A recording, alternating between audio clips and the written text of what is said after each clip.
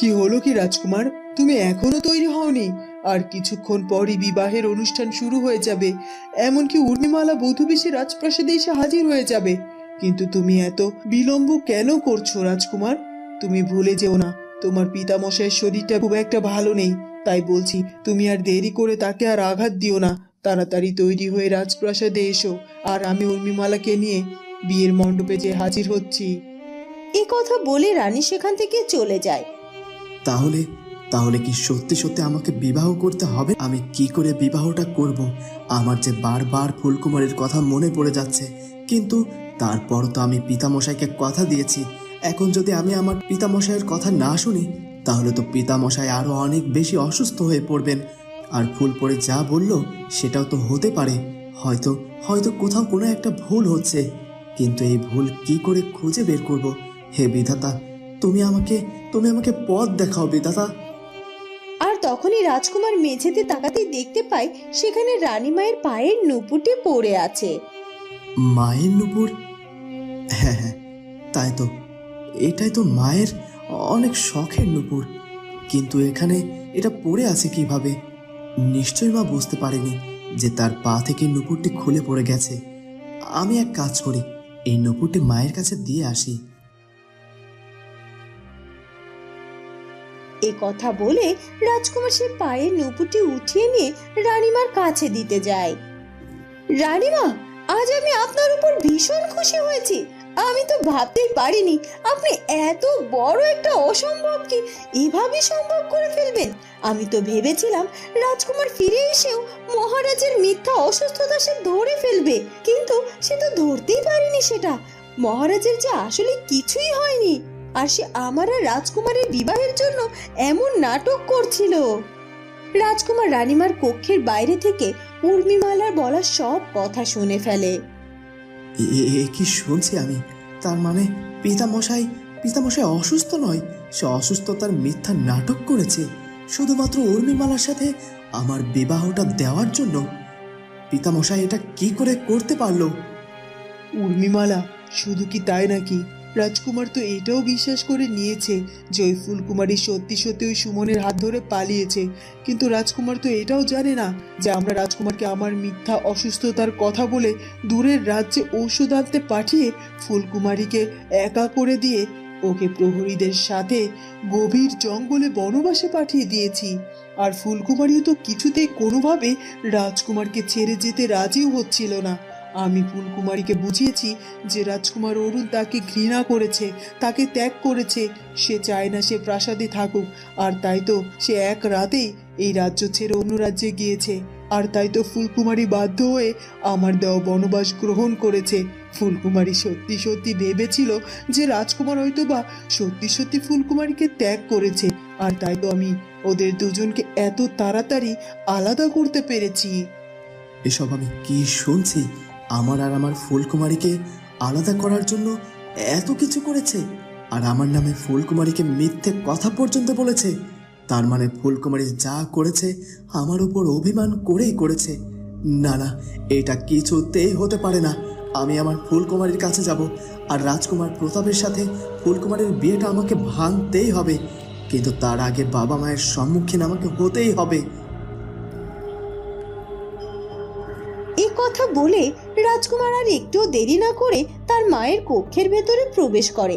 রাজকুমারকে দেখে তারা বেশ অবাক হয়ে যায়। ছি ছি ছি ছি! বাবা, মা, তোমরা আমার ফুলকুমারীকে নিয়ে এত নোংরা পরিকল্পনা করলে কিভাবে? ওকে বনবাসে পাঠিয়েছ। আমি আমি আমার ফুলকুমারীকে তোমাদের ভরসায় রেখে গিয়েছিলাম, কিন্তু তোমরা কি করলে? এতটা ছলনা কি করে করতে পারলে তোমরা? ছি ছি ছি! তোমাদের কাছে এটা আমি আশা করিনি। এ কথা বলে রাজকুমার আর একটু দেরি না করে রাজপ্রাসাদ থেকে বেরিয়ে পড়ে।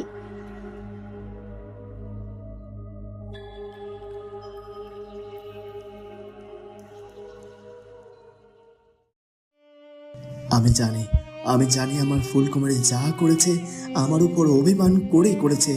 আর তাই আমি আবার আমার ফুলকুমারীর কাছে যাব, আর ওকে আমি আবার আমার করে নেব ওর কাছে। আর ওকে আমি আবারও আমার করে নেব ওর কাছে, যে আমাকে ক্ষমা চাইতে হবে। রাজকুমার খুব অল্প সময়ের মধ্যে তার ঘোড়া ছুটিয়ে পৌঁছে যায়। এ কি হয়ে গেল মহারাজ? সবকিছু সবকিছু তো গুছিয়ে এনেছিলাম, কিন্তু মুহূর্তের মধ্যে সবকিছু শেষ হয়ে গেল। রাজকুমার যে প্রাসাদ থেকে বেরিয়ে পড়লো, এখন কি করে ওকে আটকাবো? রানী, আমি আমার রাজকুমারকে খুব ভালো করে চিনি। ওকে এখন কোনোভাবেই আটকানো সম্ভব নয়। আর আমি এ কথা তোমাদেরকে আগেই বলেছিলাম, কিন্তু তোমরা কেউ আমার কোনো কথাই শোনোনি।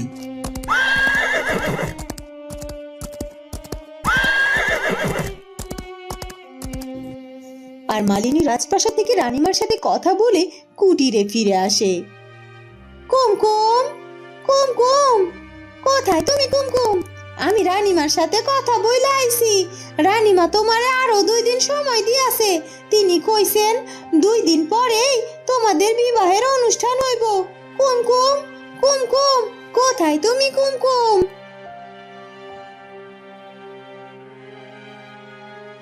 কুমকুম তো ঘরে নাই, সকাল সকাল ঘর থেকে বাইর হইয়া গেল। কি কইতাছো কি? কুমকুম আবার এত সকাল সকাল কই গেল বলো তো? হয়তো আশেপাশে কোথাও গিয়াছে। মাইয়াটার মনটা তো ভালো না, ওর একটু একার মতো থাকতে দাও। ও ঘোরাঘুরি করলেই ওর মনটা ভালো হইয়া যাইব। হয় হয়, তুমি ঠিকই কইছো। আসলে বিয়েটা নিয়ে মাইয়াটার মনটা কদিন বেশ খারাপ ছিল। অবশেষে ও বিয়েটার জন্য রাজি হইছে। আর ওর মতো থাইকা ওর মনটারে একটু হালকা করুক।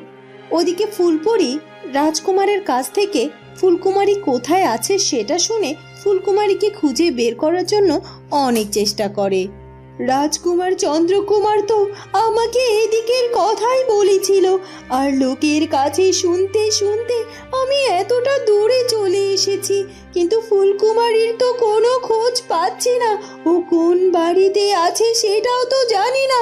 রাজকুমার তো এটাও বলল রাজ্যের কোনো এক মালিনীর বাড়িতে নাকি ফুলকুমারী রয়েছে। তাই আমাকে যে করেই হোক লোকের কাছ থেকে শুনে শুনে হলেও ওই মালিনীর বাড়ি খুঁজে বের করতেই হবে, আর ফুলকুমারীর সাথে যে আমাকে দেখা করতেই হবে। এ কথা বলে পরী এগিয়ে যেতে থাকে। আমাদের বিয়েটা তো 2 দিন পিছিয়ে গেল। ভেবেছিলাম 2 দিন আগেই কুমকুমকে আমি আমার করে পেয়ে যাব, কিন্তু সেটা তো আর হলো না। আর তাছাড়া কুমকুম যেহেতু 2 দিন সময় চেয়েছে, সেহেতু তো আমার কোনো কথা থাকতে পারে না। মাত্র তো 2 দিন, দেখতে দেখতে কেটে যাবে। কিন্তু কেন জানি না আমার কুমকুমকে দেখতে বড্ড ইচ্ছে করছে। মনে হচ্ছে যেন দৌড়ে ছুটে গিয়ে ওর সাথে দেখা করে আসি। আসতেই তো পারি, বিয়েটা 2 দিন পরে হয় হোক, কিন্তু আমি এক্ষুনি একবার যাব ফুলকুমারীর সাথে দেখা করতে, আর আমি ওকে মন ভরে দেখে আসব।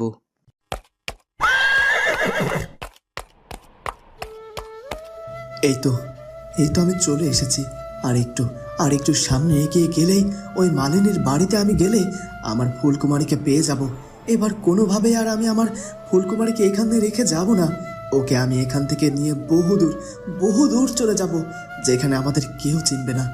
এরপর আমরা দুজনে সুন্দরভাবে জীবনযাপন করব। এরপর রাজকুমার কিছুটা দূর এগিয়ে যায়, আর এগিয়ে গিয়ে দেখতে পায় ফুলকুমারী সেখানে একটি জঙ্গলের মধ্যে মন খারাপ করে বসে আছে। ওই তো আমার ফুলকুমারী। ও নিশ্চয় আমার উপর অভিমান করে মন খারাপ করে বসে আছে। সে আমার কথায় ভাবছে।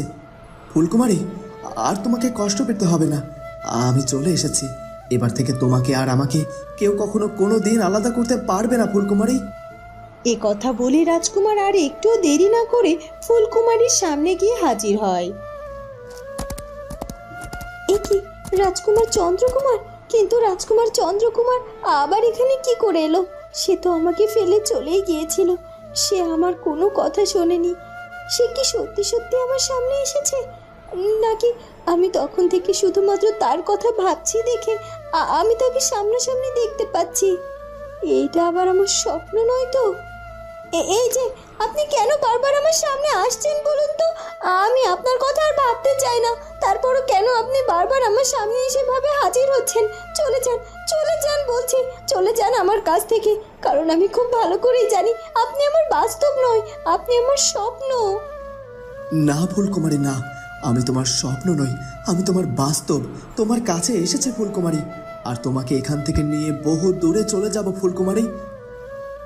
বন্ধুরা, কি হতে চলেছে এরপর সেটা জানবো আমরা ফুলকুমারী গল্পের পরবর্তী পর্বে। আর আমাদের আজকের গল্পটি ভালো লাগলে অবশ্যই আমাদের চ্যানেলটিকে সাবস্ক্রাইব করে দিও।